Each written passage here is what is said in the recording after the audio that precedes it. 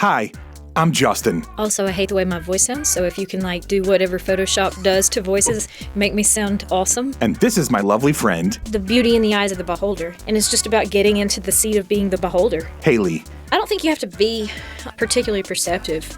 I just think you have to look up. This podcast is mostly just her telling me stories. If you expose yourself to the possibility that this might be really awkward, there can be something just really cool on the other side of it. She thinks that her life and way of looking at things are Oh, I was kind of waiting on you. I thought you were getting your stuff ready. You're waiting on me? pretty normal. You got to edit out all the misinformation about the Amish. Maybe you can relate. I would like a chance to re-sing the Amish Paradise. If you want lighthearted stories All right, you want to talk about goats? and stream of consciousness, I just woke up and needed some friends, and so I bought them. then you're gonna like the Sunny Side Up podcast. Sunny side up, sunny side up, sunny side up, sunny side up. So, if you're at all like me, you may feel that you're living in a world that can be a bit overwhelming and confusing at times. I'm also a huge fan of podcasts, documentaries, docudramas, stories, and of just information in general. Between all of that and the social media and news, sometimes our brains can feel like they're on overload. Hayley and I hope that this podcast can be something of an antidote to all of that. Like little jello shots of joy and distraction. None of it is too serious or really too informative. Mostly it's just two friends who have conversational chemistry talking about whatever enters the minds of relatively ADHD people. We hope you enjoy. Did I tell you his love story? This isn't obviously to go out to the airwaves because he may actually hear it, but and his girlfriend broke up, and they had always decided when they grew up and they retired that they were going to... We can tell all the stories as long as you just I have a friend. Whose name is Moose. Bob. Yeah.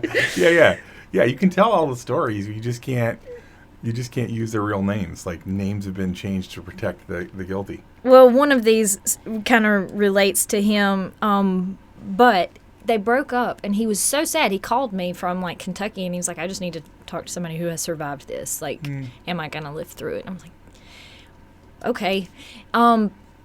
But they had this plan where they were going to get married and live and work hard and then eventually retire to the islands. And when they broke up, and he's just so sad, and I was like, hey, part of what you're sad about is giving up those dreams too, and you don't have to give those up. She may not be in the story, but you don't have to give up the big hopes and dreams. So I was like, just keep the dream, keep moving towards working in the islands. You don't have to wait. And he sold everything. Probably need to bring that a little bit closer. Sold everything in his house and moved to St. Croix, right? Oh, wow. Okay, so this was 6 or 7 years ago. Immediately after he gets there's 2 Category 5 hurricanes that pound Puerto Rico and the Virgin Islands, and it's difficult, and he's there to help rebuild, and he kind of rebuilds himself. This year they got back together. Oh, wow. Yeah, neither one of them has gotten married or anything in the meantime. It's been 6 or 7 years. She bought him a ticket to come back and visit his dad, and he did, and then he extended his stay a little bit longer, and then she went back to the islands to visit him, and they took a vacation together. Is that not That's like a rom-com? precious. I just wanted you to know that seems to be doing well. Gosh, see, these are great stories. You just remember. That's not our story to tell. We can't tell it's it. a friend. These are great stories. Oh. All right. Oh, she's making important notes. Well, here, we'll just go through the phone. I don't have to write them all down. But I'm good with both. But we're going to start with, how great is it that we're finally back together again in the same, tiny little dirty room where we record podcasts? It's not that dirty. He cleaned it. Well, I love that your comment was, wait, this is cleaned? It was so honest. No, not because I was surprised that you thought this was clean. It surprised me that it had been cleaned because I didn't realize that it had been dirty. You cannot worm out of this one. All your lawyering skills are not going to get you out. When I mentioned that I cleaned the office, you were shocked. So there was definitely that look passed over your face this is the clean version, which I love that. Yeah. Hey, just own that. I don't think anybody should get to tell you that your workspace is dirty. how are you supposed to have a creative process whenever people are trying to make you put your things in a certain order? It's like, no, the chaos is. And I mean, if you look around, I've got a voluptuous.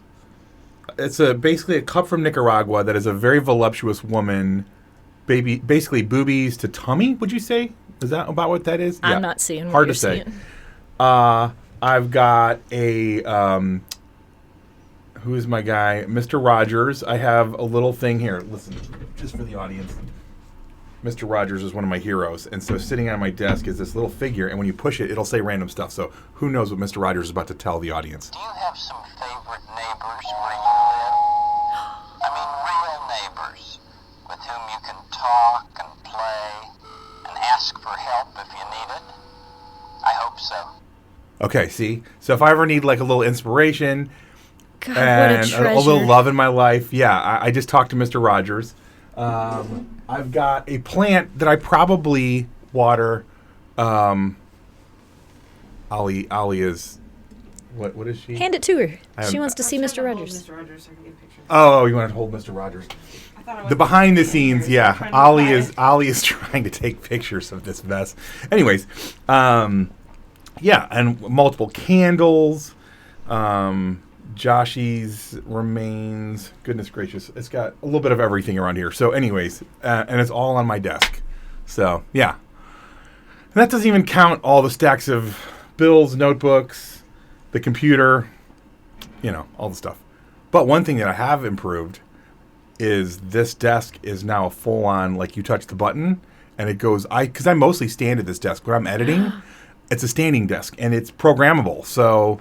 The 2 setting is us sitting down. The number 1 setting is me fully standing. Do you want to stand up? No. You sit to... there's rules to this. You sit to podcast. You stand up to edit. So, yeah.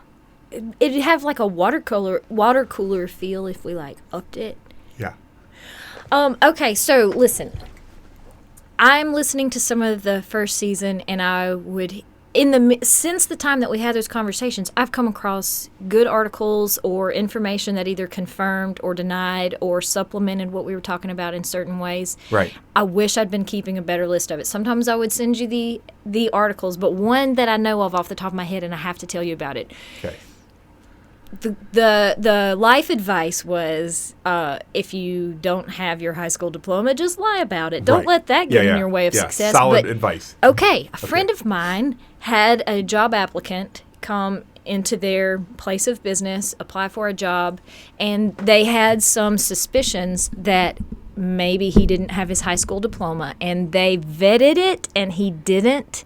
But he had multiple jobs during this time, like 10, maybe 12 years of successful working, and some of them at the state level. He was working for the state, and nobody ever checked his, and the only reason that this company checked it, and it's not a company, but the only reason that this place checked it was because they were the ones who should have issued his GED in the first place, and his teachers were like, cool, he didn't finish while he was here, but now he's back to work here, which means he must have finished after he left. What a great success story. And in fact, he did not complete his GED. He just found the loophole and had been living there and would have continued to live there successfully for the next 10, 12, 15, however many years. Retired. Had he not gone back to the same place. That's ballsy, by the way, to go flew back. too close to the sun. You flew too close to the sun, You would have been so fine if you had just stayed in your lane outside of the scope of your GED instructors. Why did he do that?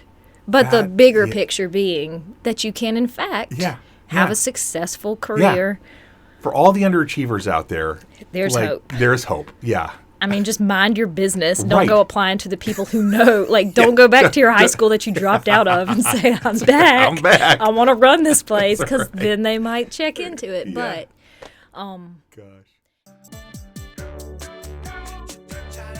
Hello, lovely friends. Thank you so much for hanging out with us. And it would mean the world if you would tell other people about this podcast and maybe even spam your social media accounts with just how much you're enjoying it. If you are, of course. Also, commenting and rating us on whatever platform you're downloading or streaming from is incredibly helpful to a little startup podcast like this one. On the other hand, if you are dissatisfied with your listening experience, please leave all of that hate on someone else's podcast. Just maybe to confuse them a little bit, right? But most of all, we hope you keep looking up and looking for the sunny side of life.